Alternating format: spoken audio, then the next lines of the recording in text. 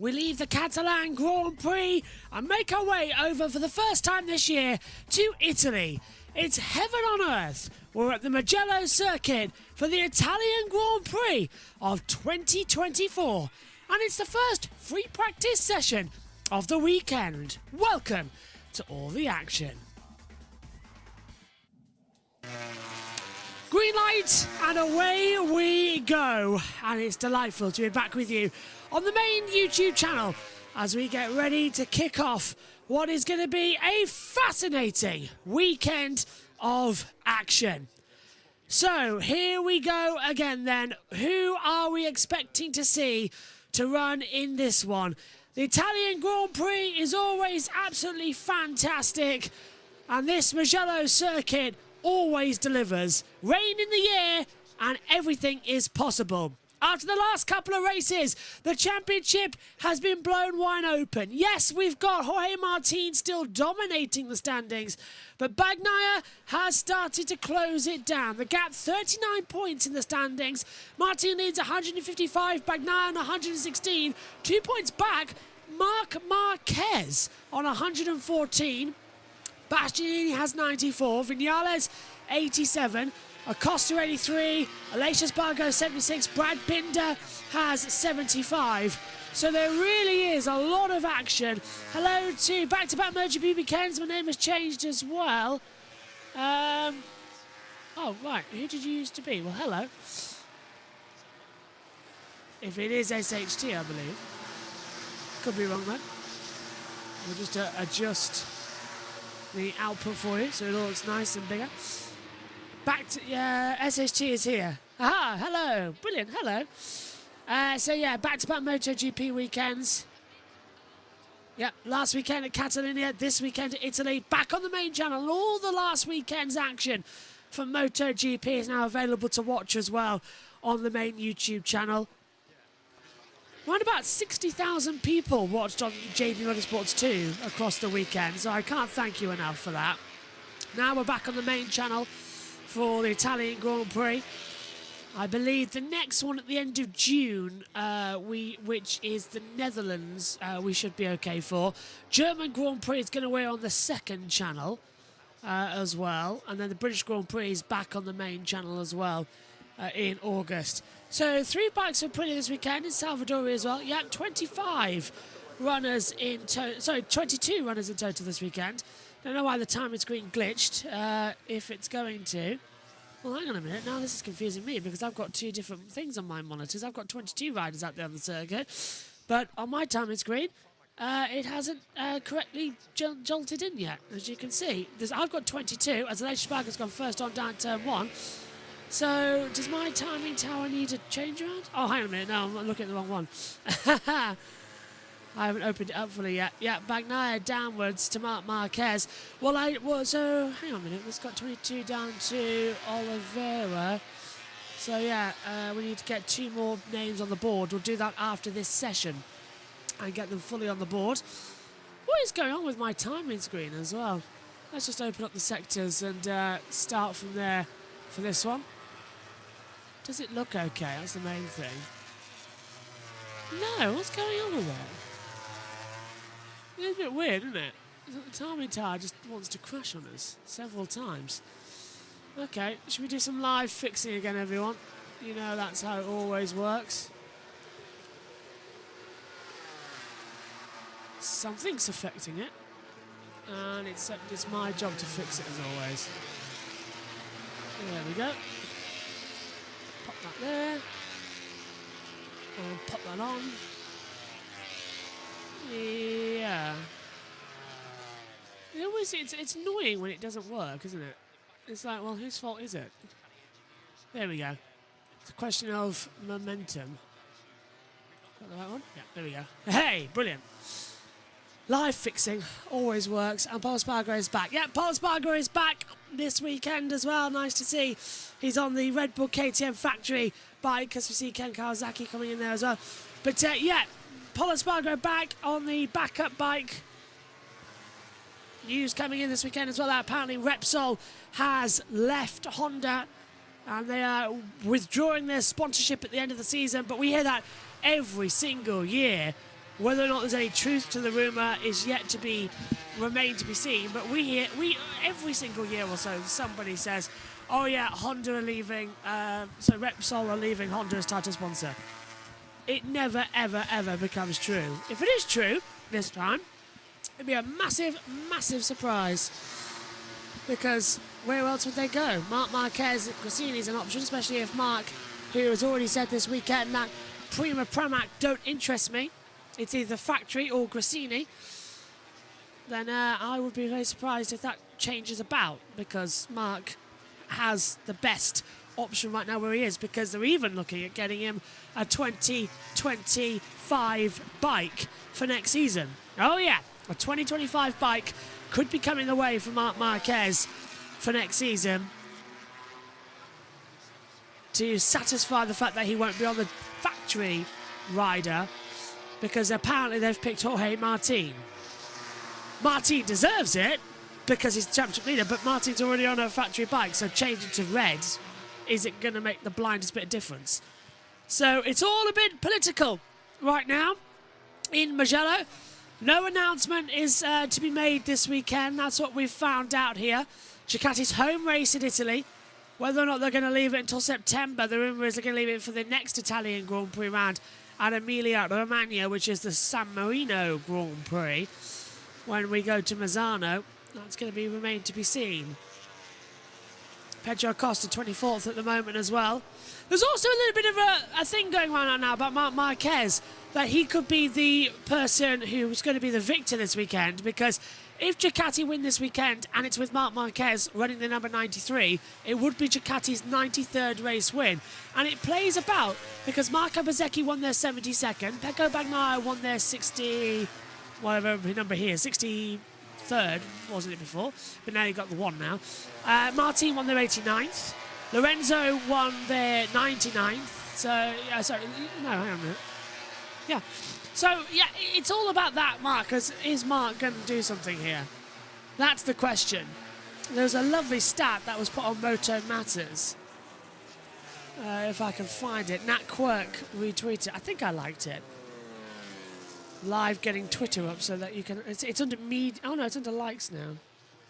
What the hell are highlights? Oh, right, okay.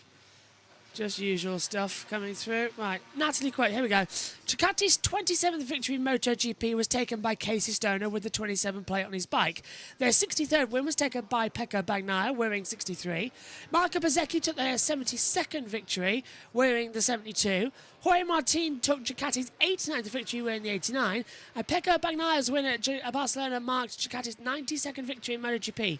If the sequence is to hold, the 93 Marc Marquez should be on course to victory on Sunday and Ducati's 93rd win in MotoGP. That's from at Moto Matters, which is David Emmett as well, who sadly recently lost his mum as well. So thoughts with you, David, as well. Hopefully you're doing okay as well as can be.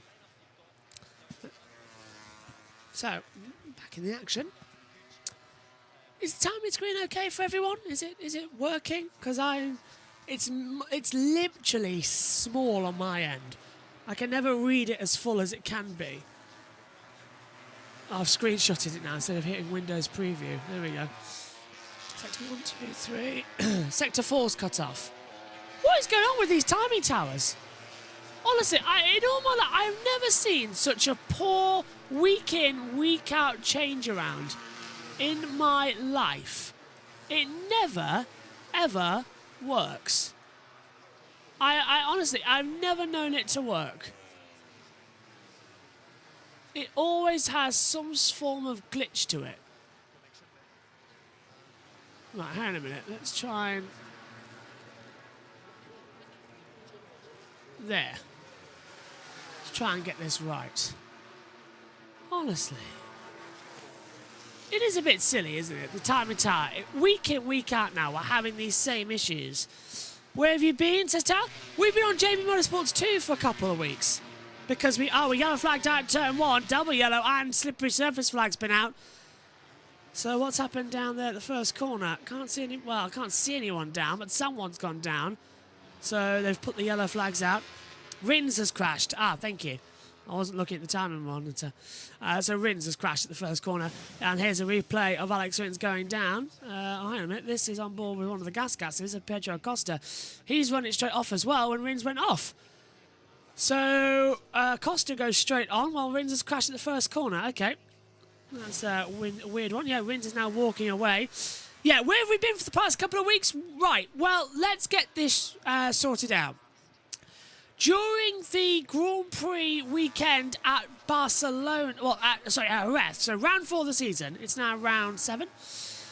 So round 4 of the season, in qualifying, me and Megan were commentating and Dorna blocked us on the main channel. And then we thought, right, okay, so that's great. We lost all access when we're trackside at Donington the next day. So we did MotoGP late because the original plan was to do it on Twitch, but Donington overran, so we had to go late. So the Jerez round was delayed. Then, as everyone loses their lap times for yellow flags, then the following race, where were we? French Grand, was it French Grand Prix? Round 5? No, Le Mans. Yeah, French Grand Prix Le Mans, yeah. So at Le Mans, we had live coverage of practice and qualifying on Twitch, and the races, the sprint races, and the Grand Prix aired live on JBMotorsports 2. And then last time out, round 6 at the Catalan Grand Prix, everything aired live on JBMotorsports 2. We put now, Tal, we did put a video out, we put tweets out, we put it everywhere we could that we're on the second channel. And we had 31,000 viewers for the sprint and 21,000 viewers for the Grand Prix. And a couple of other thousands for the other sessions as well. So we ended up with around about 60,000 viewers for on the second channel for that weekend. So it was a success. The coverage from last week for MotoGP has now been uploaded to the main JB Motorsports YouTube channel, so MotoGP is in full there. We're working on a couple of other things that Dorna have blocked throughout the year, including literally a highlight reel that we created, like me standing here, but for the first practice session at Qatar, because we couldn't do that session because we lost internet and lost TV access, so we couldn't commentate on that session. And so I did a report, uploaded it, and then it was immediately like, no, you can't do it. It was restricted everywhere. That's finally been cleared, so that's going back up. And then we had, because of everything, we just sort of haven't done the Moto E's or the Moto 3s or the Moto 2s for a while. So after this session, I'm commentating on the Moto E French Grand Prix Race 2, and then both of those are going to be uploaded today. Then after that, I'm commentating Moto 3 French Grand Prix. Then it's practice 2 for Italy. Then I'm doing Moto 2 French Grand Prix. They'll all be uploaded today. And then tomorrow, I'm commentating on the Italian Grand Prix sessions, and then I'm going as well. After IndyCar, I'm commentating Moto E Catalan Race 1 and 2. Then tomorrow, after the qualifying session, I'm commentating Moto 3 Catalan. And then after the qualifying session, I'm commentating Moto 2 Catalan. They'll get uploaded, but then by Sunday, everything is back live. And we've got Moto E live this weekend as well, which is why we're doing those sessions today to get them loaded ready for tomorrow and all that jazz. So yeah, everything will, by Sunday, everything from MotoGP, from the Moto 3, Moto 2, Moto E, all that lot, they'll be on the main YouTube channel, and we will go from there and start again. So yeah, that's how it's going to work for the next couple. But yeah, commentator's curse, yeah. Rins falls at turn 1, yep. So yeah, it's just been a. Then also we didn't want to do. We could have done the MotoGP on the main YouTube channel, but we didn't want to risk it for the Indy 500 coverage, because that Indy 500 coverage brought in a lot of ad revenue, whereas MotoGP would have taken that away. You would have been exchanging £5-10 that MotoGP brings in across a weekend for the 200 that IndyCar brought in. So when it's a small YouTube business like this, you have to sort of go, right, okay, IndyCar takes the priority over MotoGP. MotoGP can shift to the second channel and the viewership kept. So we can now hop between both, which is what we're going to do for the rest of the season. So some races going to be on JB Motorsports 1, some races are going to be on JB Motorsports too. Anytime we're on the second channel, we'll always post a video on the main channel letting you know where the coverage is going to be. So keep an eye on the communities tab on YouTube, join the Discord as well. All that is in the, and subscribe of course and turn your notifications on for JB Motorsports too. All that is in the video description below and you'll know where we go. Right, here's the times then at the moment after the first 15 minutes. Marc Marquez is on a 1:46.587. Rins is second, Bagnaia third, Alex Marquez fourth, Pedro Acosta fifth, Raul Fernandez is sixth, Fabio Quartararo seventh, Jorge Martin eighth, Marco Bezzecchi ninth, and into 10th goes Brad Binder. Fabio Di Giannantonio is 11th, Maverick Vinales is 12th, Jack Miller 13th, Franco Morbidelli is 14th, and Hea Bashini is 15th. Miguel Oliveira 16th, Aleix Spargo 17th, Takiki Nakagami is 18th, Augusto Fernandez 19th, Luca Marini is 20th, Jan Zarco 21st, Paul Espargaro 22nd, Juan Mir 23rd, and Lorenzo Salvadori is 24th. We'll get the last two on later on when I majorly rejig this timing tower for the next session as well, so it'll look better. Because look at it, it's just a mess, absolute mess of what's going on. It keeps fluctuating, so we've got a little bit of space to play with. I think I need to give it room to breathe either side, to be honest. And then we'll see if that works as well. But only a few riders like Binder's out there setting a red sector time coming in now as well. Did you see the news about Alpine reportedly bringing Fabio Briatore to be their special supervisor of the team? Yes, if SHT, Grid Network, honestly, we talked about that briefly on the show the other night.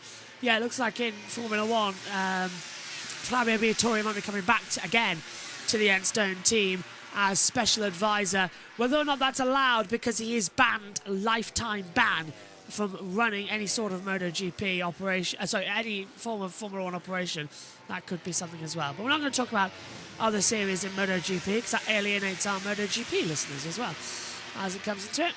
Bastianini on a 1:47.296, it's gone into 14th position. Binder's been followed by Marini. And I think Bastianini coming into the S's through Lorenzo down towards Casanova. So there's a lot to keep an eye on in this opening session. As the 37 of Augusto Fernandez lets Pedro Acosta through, his teammate, down through Casanova.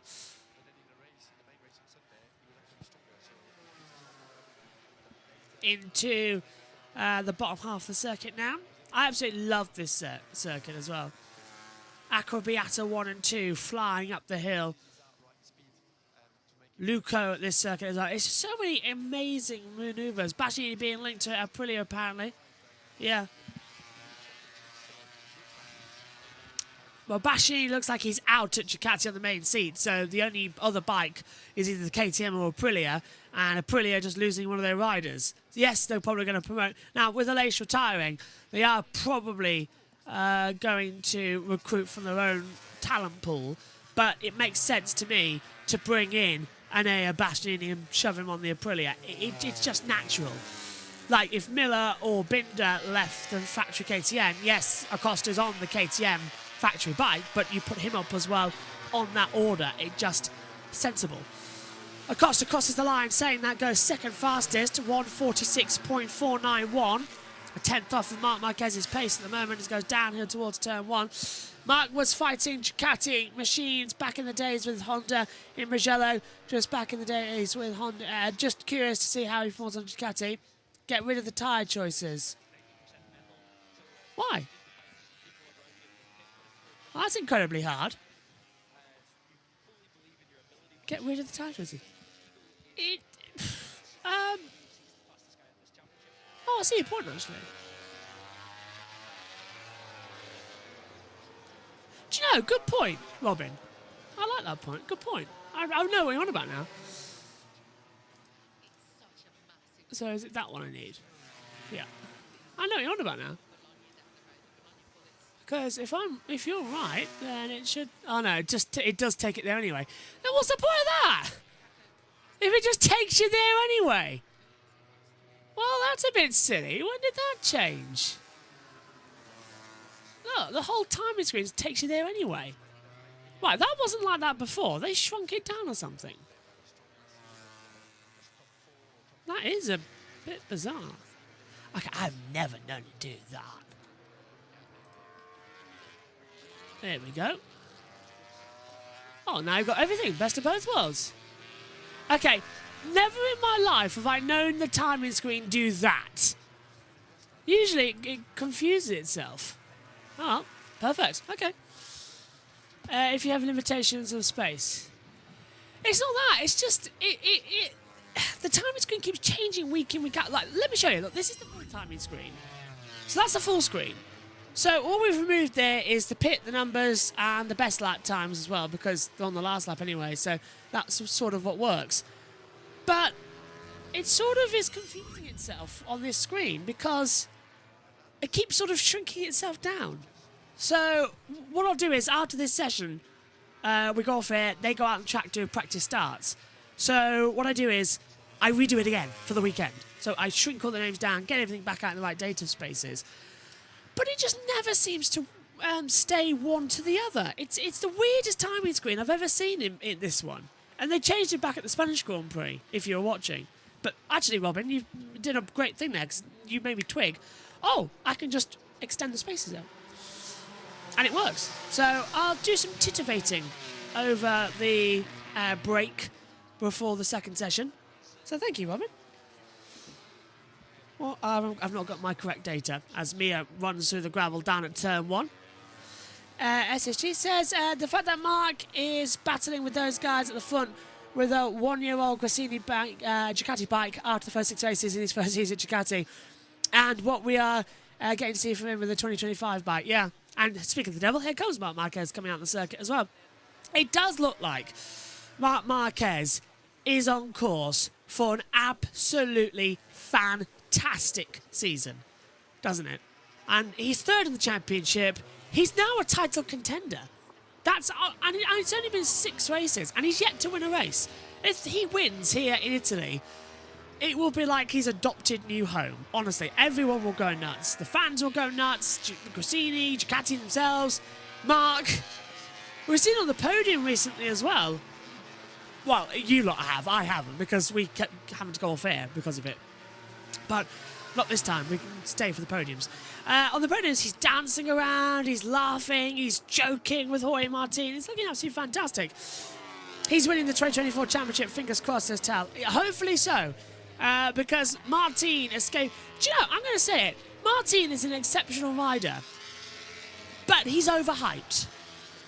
I'm going to say that because, yes, he's a world-class talent, but he's only good in the sprint races.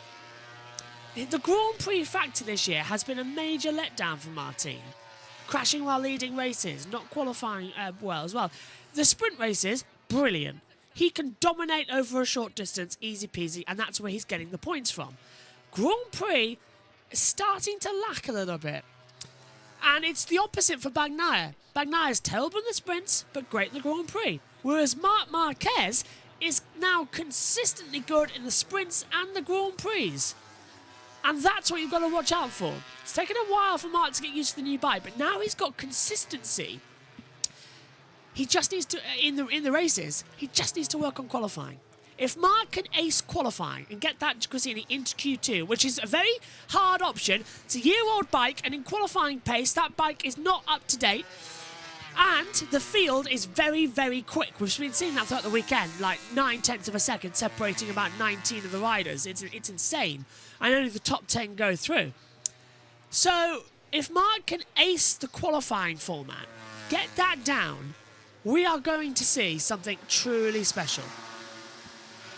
So yeah, I think if Mark can get qualifying done, he'll be a title contender. But there's a long way to go in this calendar.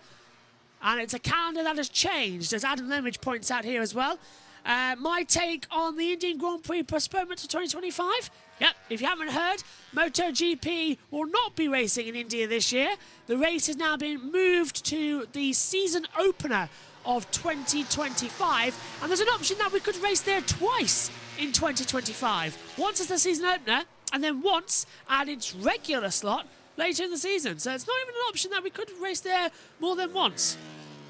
But yeah, Qatar moved as the season opener next year due to Ramadan. So in the early March, we will be having the Indian Grand Prix launch the season. Spot the problem as it comes through. So yeah, Aprilia All-Stars, Saturday the 8th of June at Mazzano World Circuit. That's a week before the Women's World Championship season starts as well. I'm so excited for the Women's World Championship, by the way, as well. Semket Racing with our own Maddie Patterson, who's owner and team principal of that team as well. Mallory and Lizzie look absolutely on it as well. Mallory inside the top six, separated by about 0.4 of a second. That's insane. And yeah, Lizzie first time on a Yamaha R7. That's going to be fun. I am going to the British Grand Prix World Superbike, not to commentate, but as a fan, I will be going, and I'll be meeting up with Maddie as well and getting everything else and looking around the garages and everything, hopefully, and just having a nice time and watching some good racing, chatting with Maddie. Hopefully Simon's going to be there as well, and I think Josh T is coming down for the Sunday race as well. So I'll watch the second World Superbike race with him. So yeah, it's going to be a lot of fun, the British Grand Prix for World Superbikes. Does mean that I'm not on the IndyCar Iowa commentary. I think Josh T is leading the first race. We haven't got who's doing the second yet, but it's probably either Jess or Jackson, because Jackson has wanted to lead and gives him a fair opportunity to take an opportunity there. So we'll double check with that one. But that's a couple of months away. Lap time counter for someone on the board there to come into it.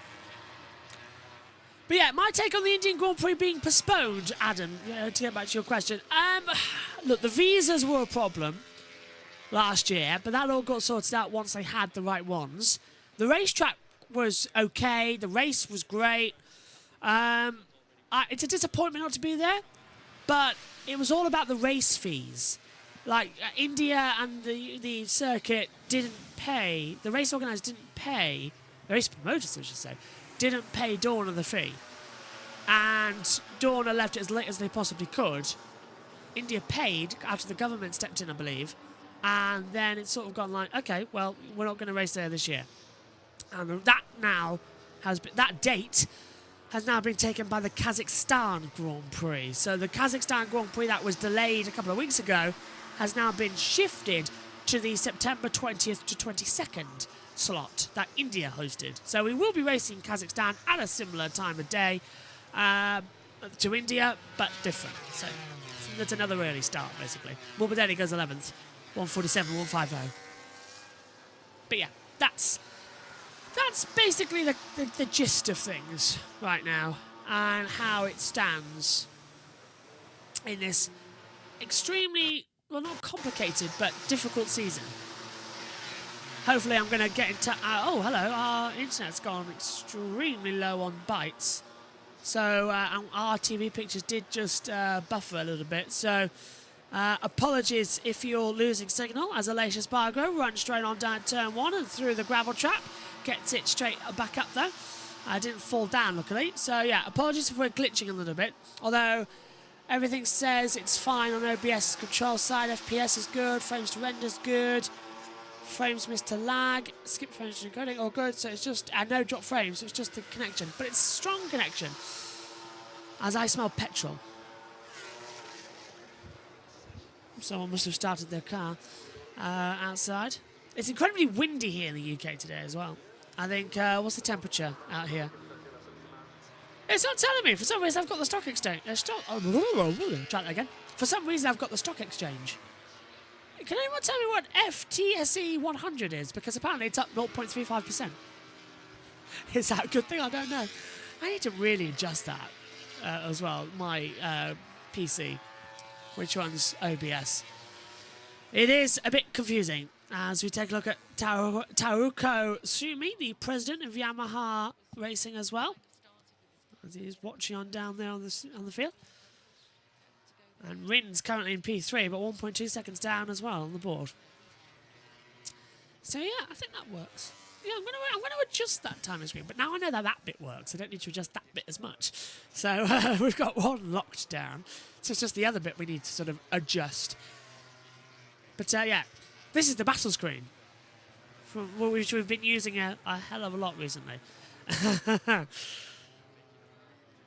We've got this is the screen that we use during the practice sessions. Then during the races, we're supposed to use another screen, but this screen's better. Oh, Vinales goes up to 9th as well on a 147.106 as well. So that Aprilia moving up into 9th position from 12th place as well. As it comes down, oh, it's a bubble. bad run, this, is it, with 15 minutes to go? So, yeah, we're back at 2 o'clock British summer time for the practice hour. Megan Birch is going to be joining me in the commentary box for that one. Even going to try and dial up Maddie as well. I'm going to give her a text to see where she's at and see if she's up for a chat. Love to get her input throughout the weekend. Hopefully we'll have her in the commentary box soon. Once everything settles down a little bit, I think mainly we're going to see Maddie in the second half of the year, after the break of the summer, when she's less busy with racing and everything. But I mean, it's just brilliant being able to, like during the French Grand Prix, if you saw us there on JB2 and Twitch. Yeah, I think we did. Yeah, we were live on that one. Yeah. I was texting her during the race, which was really insane. It's getting colder in this commentary box. I'm going to do something I haven't done in a while. I'm going to turn the heat on. There we go. Probably start sneezing now, but there we go. That'll do. It's getting a bit chilly for my liking. Marc Marquez into pit lane. There's Marco Grasili, the Ducati Corsa sporting director. Everybody here this weekend as well, it seems. All the big guns. Ducati's home race, of course. Still remember when Bagnaia crashed out from the lead here a couple of years ago. Oh, the drama that brought when he went down on the deck at Acrobiata 2. Really was a strange weekend. Oh, hello. I thought I was off the track there for Fabio Di Giannantonio. Just kept it on the circuit. I thought it was trundling through the grass, but it's the helmet and the camera position at the back. You never quite know where it's going to be.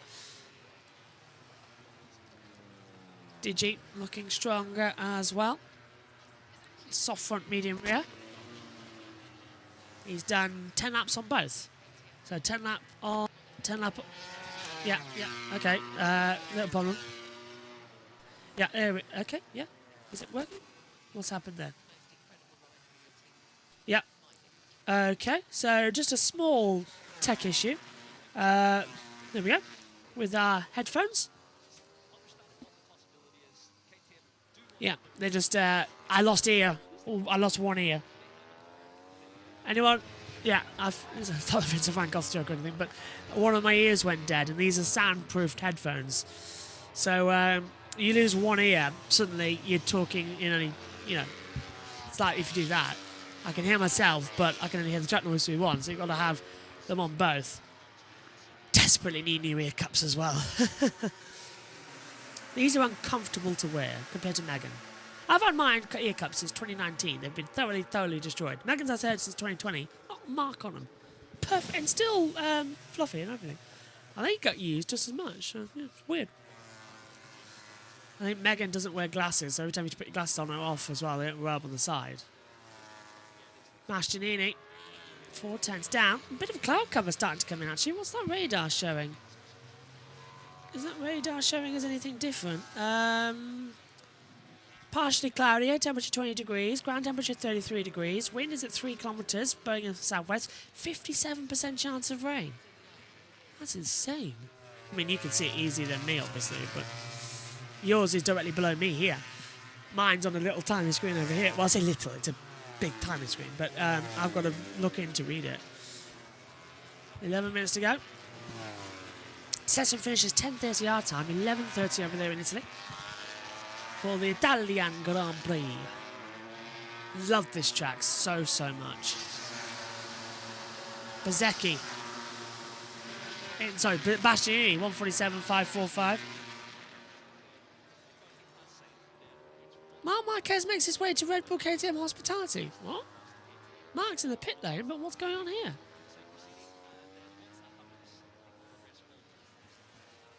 Is that... No, that is now. Oh, I don't know if that was live or later. We'll keep an eye on that one. Because Mark's not in his civvies, so that was in his civvy suit, so yeah. Civilian clothing.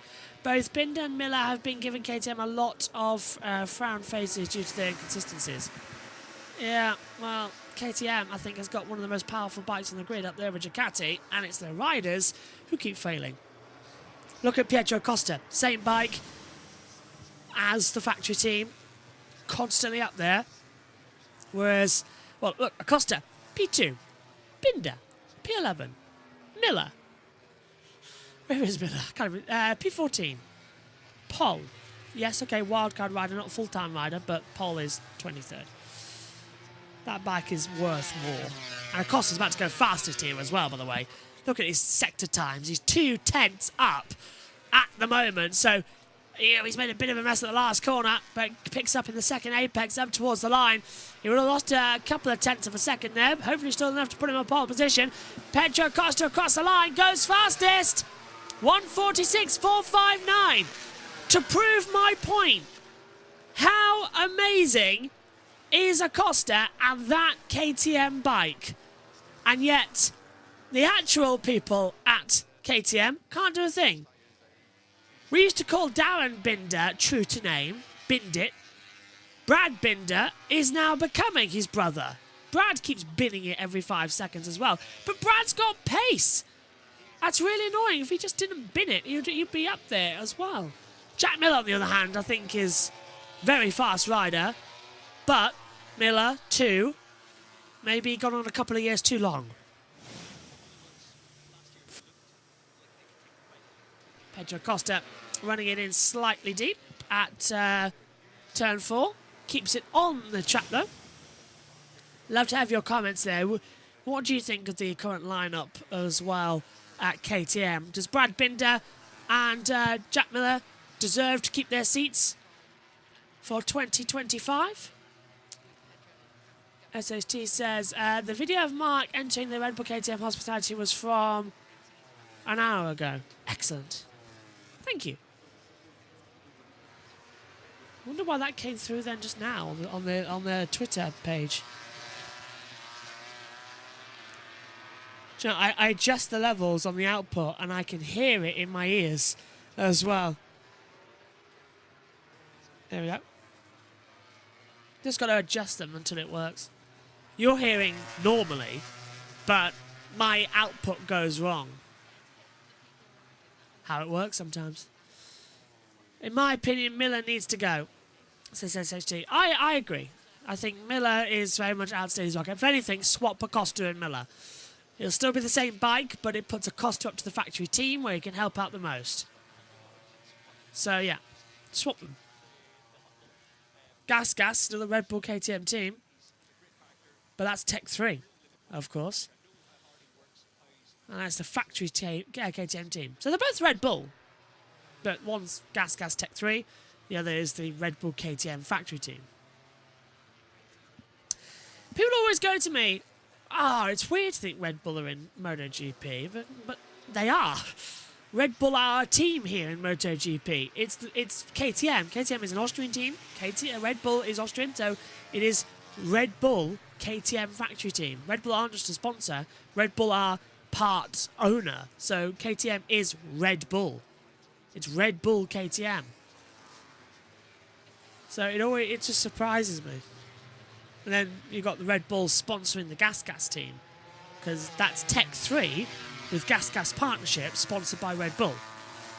It's confusing. Let's get Maddie to explain it all. Miller is a decent rider, but he's just not consistent enough with Red Bull KTM in the last 3 years. Absolutely.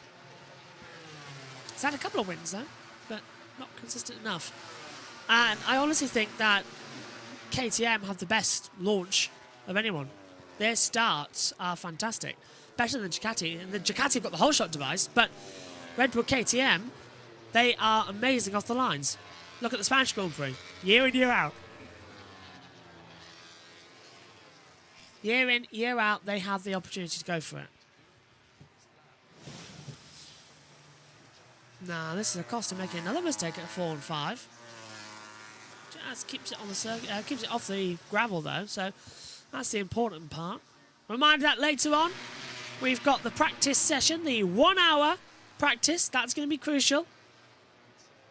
Who moved up the order there? Bagnaia up to 5th. And no, Martin up to 5th. There we go. Martin does a 1:46.761. Couldn't see he was moving up on the timing screen there. So it happened on the TV pictures in front of me. because there were 8 seconds delay. Acosta's a 10th down. Bastianini, 3/10 down. Vinales, inside, 0.080. A yellow sector time there, so he's closing in. So he's improving. Oh, and he's 2/10 up in the 3rd sector. Where did Maverick find that? In sector 3. Wow. Stunning lap here as Vinales comes into the last corner. Longest run into turn 1 on the calendar now. Exit the last, pulls up towards the line. Has Maverick Vinales got what it takes? It's a stunning lap time, and it is 3/10 faster than Pietro Acosta. It's a 1:46.140. Stunner there from Aprilia. Where did that come from? He was on the cusp in the first 2 sectors, blew it away in sector 3, and then the last sector, up. Morbidelli up to second, 31 thousandths quicker than Pietro Acosta, 1:46.428. Red first sector for Quartararo, you are correct, and for Polo Spargro.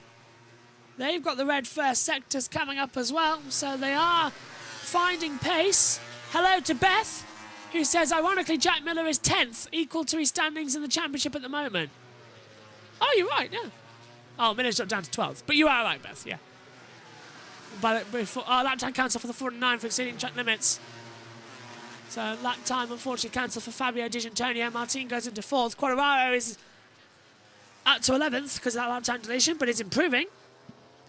Yeah, you're right, Beth. Nice to see you, Beth, in a MotoGP. And Jack Miller is on 27 points. He's actually dropped down to 15th in the standings, apparently. Blimey. Miller, P12 now at the moment on a 1:47.08.87. Sorry, why did I say Miller? You want about... Oh, no, you're on about Miller. Did I say Quartararo? Yeah, I'm getting confused myself because people talk in my ear. 1:46.602. Sorry, Beth, I'm getting distracted. Paul's up there too. SSG says, still remember when Miller was Bagnai's teammate at Factory Chicago team. Ah, the good old days. Here's Polis. Oh, big one there. And it's Acosta. Yep, he's dropped the bike. It's smoking a little bit. He's okay. Bike's up. But Pietro Acosta down on the deck. He'll get it back into the pit lane. But it's sector 3. So it's just coming downhill after Accobiata. Turns it in. The front's going to buckle on him. Late into the corner. Oh, he just drops it. Oh, okay. Completely dropped it down at turn 10 after Accobiata. But, yeah. Oh, that was, and it's drifted across the track as well. Oh, that's scary. Knew it was a big one. Just cracked the camera lens. Also a bit of smoke. Hopefully he's okay, though. Hopefully the bike's not too badly damaged. Look at Vinales. Sector 1 and 2 red. Acosta. Well, he's out of it, isn't he? Quartararo, yeah, improving a little bit. 49,000 off the pace. Everyone find the time. Vinales, though, is going to end this session fastest, isn't he? Lap time cancelled for Zarco due to yellow flags. And Martin cancelled for yellow flags.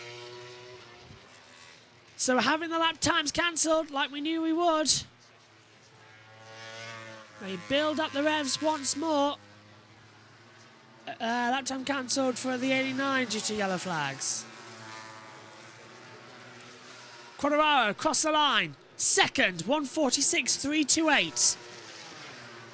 So an improvement there on some time. Last flying lap for him as he comes through.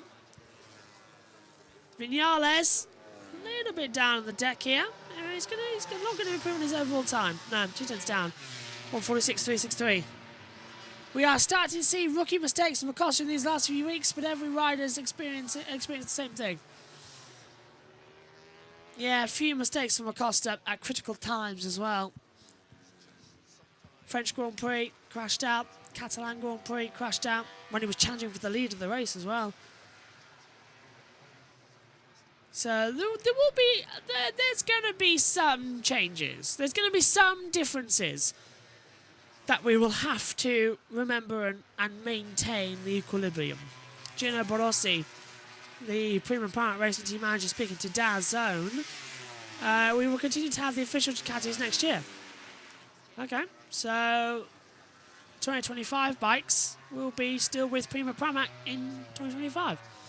So that's good news as the checker flag comes out. Does that mean, however, that Marc Marquez might have it too at Gresini? Are you really going to turn down Marc Marquez again?